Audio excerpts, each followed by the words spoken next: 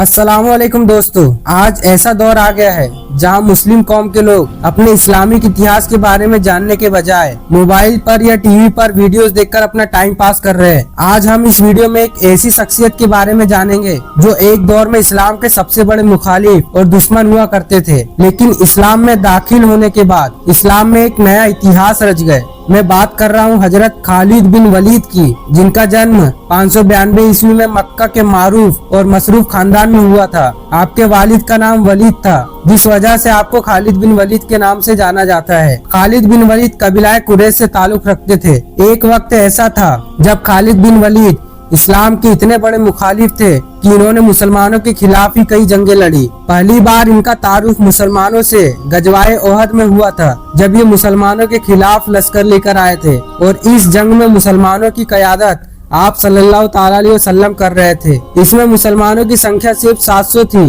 लेकिन कुफ्फारों की संख्या 3000 थी। इस जंग का नतीजा किसी के भी जीत और हार के बिना निकला था। हजरत खालिद बिन वलीद ने हुजूर सल्लल्लाहु अलैहि वसल्लम की नबूवत के 18 साल के बाद अपने बड़े भाई के इस्लाम की दावत देने पर इस्लाम कबूल कर लिया था। हजरत खालिद बिन वलीद के इस्लाम कबूल करने के बाद आपने मुसलमानों के साथ मिलकर पहली जंग गुस्सान कबीले से लड़ी थी, जो कि एक ईसाई कबीला था, जिसमें 3 लाख से ज्यादा सिपाही थे, जबकि मुसलमानों की फौज में सिर्फ 30,000 सिपाही थे। ये कुफ्फारों के खिलाफ बहुत बड़ी जंग थी, जिसमें 3 मुस्लिम सिपह सलार शहीद हो गए। जिसके बाद खालिद बिन वलीद ने खुद आगे बढ़कर सिपह सलारी की और इस जंग को फतह कर लिया। जिसके बाद आप सल्लल्लाहु अलैहि वसल्लम ने तमाम सहाबाओं के सामने हजरत खालिद बिन वलीद को सैफुल्लाह के लक़ब से नवाजा, जिसका मतलब होता है अल्लाह की तलवार। हजरत खालिद बिन वलीद ने लगभग 200 से ज्यादा जंगें लड़ी और कभी भी शिकस्त नहीं खाया। हजरत खालिद बिन वलीद ने सबसे बड़ी जंग मुसलमा क़ज़ाब के खिलाफ लड़ी थी। दोस्तों, आपको बताता चलूं कि मुसलमा क़ज़ाब वह शख्स था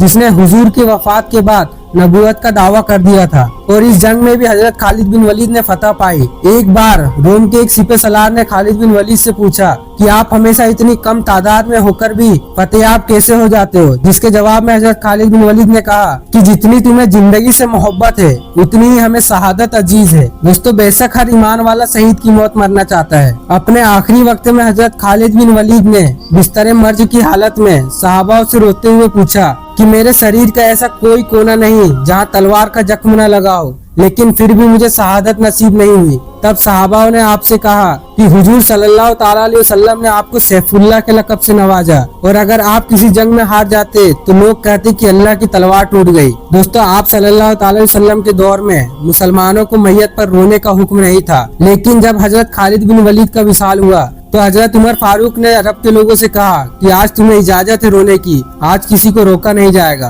दोस्तों, आज की वीडियो में बस इतना ही। अगर आपको ये वीडियो अच्छा लगा हो तो वीडियो को लाजमी लाइक करें और हमारे चैनल को सब्सक्राइब जरूर करें।